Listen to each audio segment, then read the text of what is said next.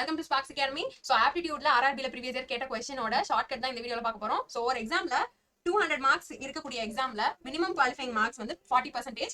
ஏ என்ன பண்ணிருக்காரு அப்படின்னா அந்த 40% விட 10% அதிகமா மார்க் எடுத்திருக்காரு. ஸோ ஏ எவ்வளவு மார்க் எடுத்திருக்காருன்னு தான் இந்த கொஸ்டின்ல கேட்டிருக்காங்க. ஸோ இதை எப்படி சால்வ் பண்ணலாம் அப்படின்னா ஃபர்ஸ்ட் ஒரு நம்பர் கொடுத்திருக்காங்க அப்படின்னா அந்த நம்பரோட 10% எப்படி கால்குலேட் பண்ணணும்னு பார்க்கலாம். ஸோ 10% எப்படி கால்குலேட் பண்ணுவீங்கன்னா லாஸ்ட்ல இருந்து ஒரு டெசிமல் தள்ளி புள்ளி வச்சு எடுத்தீங்க அப்படின்னா அதுதான் நம்ம என்ன சொல்லுவோம் 10% சொல்லுவோம்.